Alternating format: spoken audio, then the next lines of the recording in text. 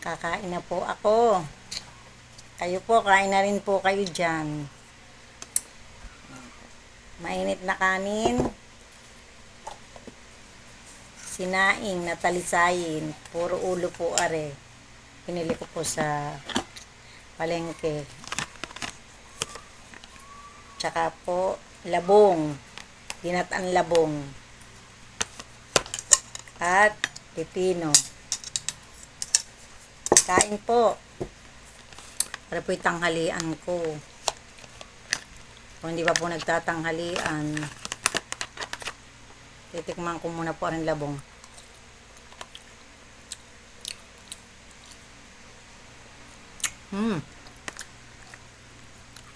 Pinsala ko po at baka hindi ko maubos.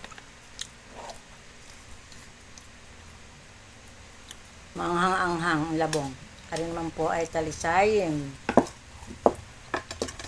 Lalagyan ko po ng kaunting asin ang pipino.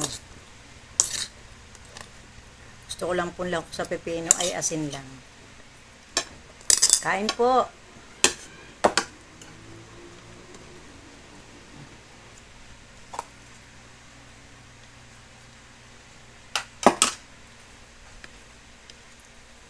Ako na naman po ang solong nakain.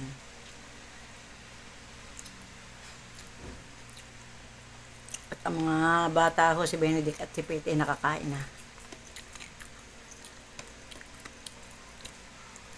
Ako pag namin sa bahay, ako yung nagkakamay. Kaya po kasi magkamay.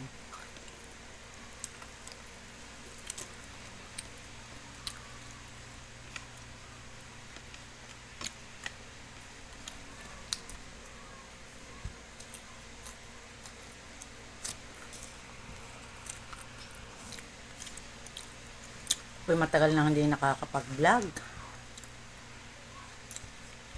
Wala na pa akong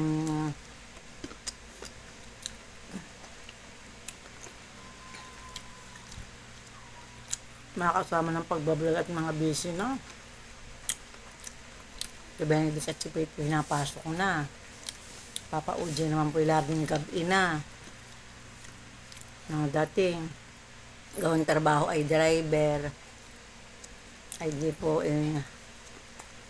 ako na lang po kain-kain na lang po ang vlog ko. Kaya paminsan-minsan na lang po. Busy na po kasi ang mga bata ngayon. May kanya-kanyang schedule.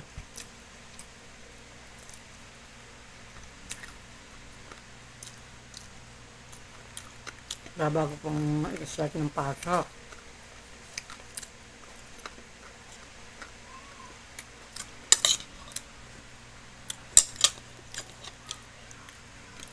Kaya hindi ko na makukutap-tapan palagi. Kaya ako solo-solo na lang.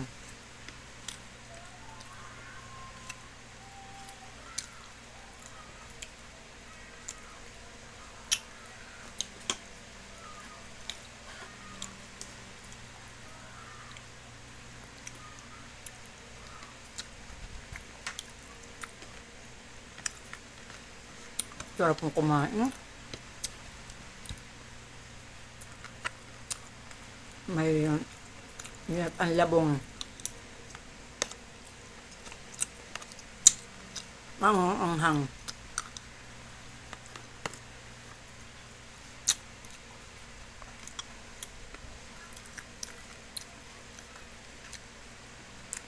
Ang kasama ko po din ang aking mga aso. Ay po. Babalakan mo. Ayan. 3 pong aso. Timmy, Milky, at si Tami. Mga bagong gupit po yan. Ayan po. Nagsampa na sa akin. Mga bagong gupit po. Mamaya ha. Yan na mama ha.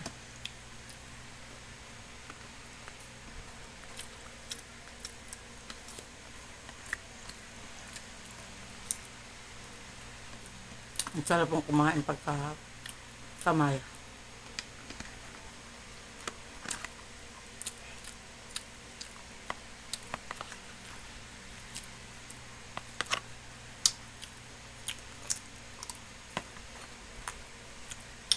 pipino.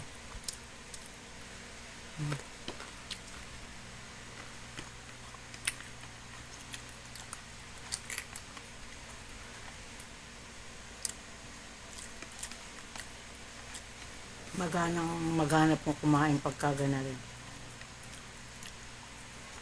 Naggulag, ay isda.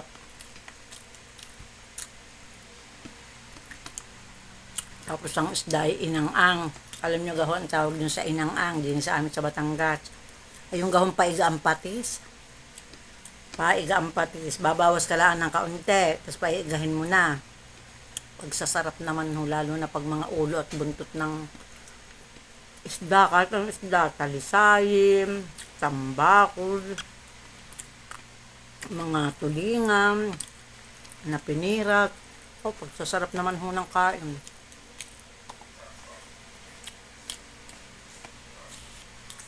Malamig na tubig.